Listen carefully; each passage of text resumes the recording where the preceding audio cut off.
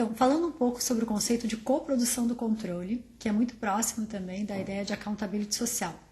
Nós definimos coprodução da informação e do controle como um processo contínuo de engajamento mútuo entre os produtores regulares de informação, no caso da administração pública, são os agentes públicos que têm por responsabilidade produzir a informação.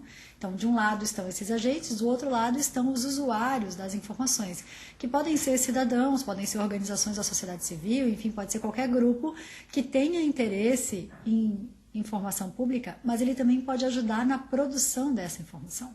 Então, de novo, a definição de coprodução, ela tem a ver com engajamento mútuo entre produtores regulares e usuários, que passam a compartilhar a responsabilidade e o poder de produzir e de utilizar essas informações. A coprodução da informação e do controle, ela pode ocorrer, no caso brasileiro, né, quando nós temos uma parceria, por exemplo, entre uma organização da sociedade civil e um órgão de controle. Então, no texto que está referenciado aí na descrição do vídeo, você pode ver alguns exemplos, no caso brasileiro, de um engajamento de observatórios sociais, que são organizações da sociedade civil, que em diferentes municípios brasileiros passaram não só a demandar dos órgãos de controle que eles produzissem informação ou produzissem a atividade de controle da administração pública, mas eles também passaram a auxiliar esses órgãos a realizar o seu trabalho no controle da gestão pública. Então, um exemplo é no município de Maringá, em que o Observatório Social foi parceiro da Prefeitura e também envolvendo a Câmara, envolvendo organizações empresariais, na melhoria do sistema de armazenamento, do almoxarifado da Prefeitura.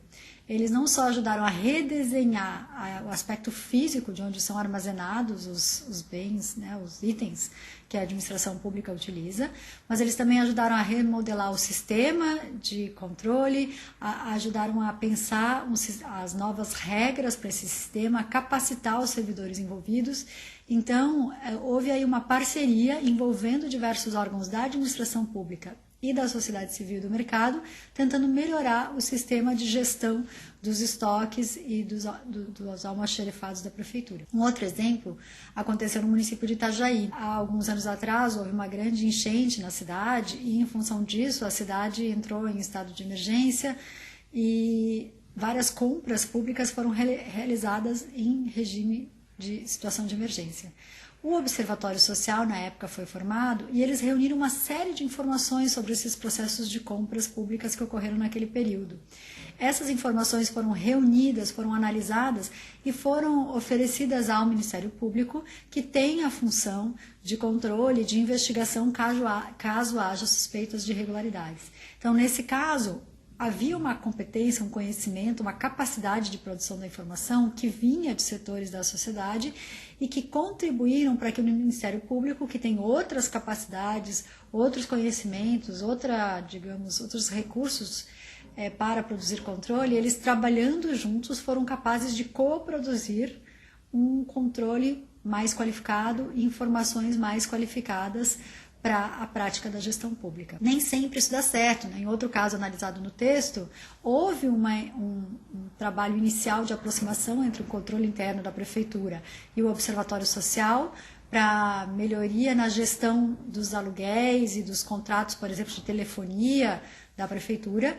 No início eles trabalharam juntos, produzindo informação e controle, mas depois, por uma série de razões, essa relação não foi adiante.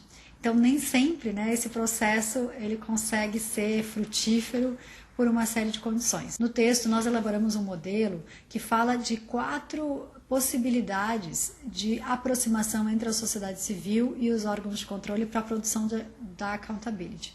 No primeiro, na accountability tradicional, a sociedade participa apenas nas eleições, elege seus representantes e, por meio dos mecanismos de controle durante o mandato, que são do judiciário, do legislativo e do executivo, é feito essa função controle. A sociedade só participa de longe.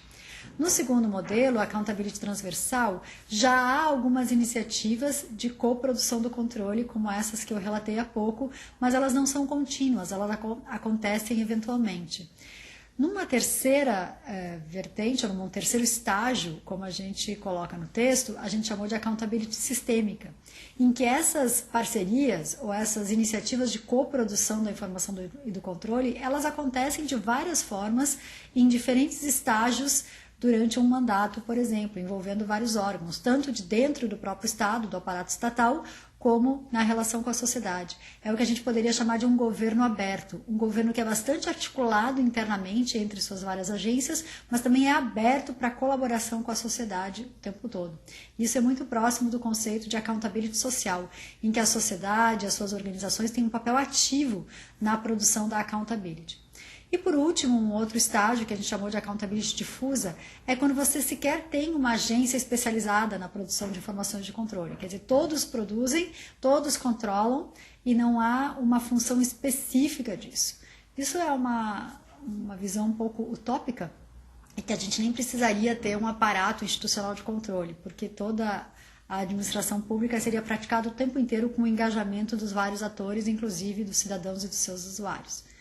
Bom, no texto você pode ver muito mais detalhes sobre esse modelo conceitual e também sobre os casos que a gente falou aqui.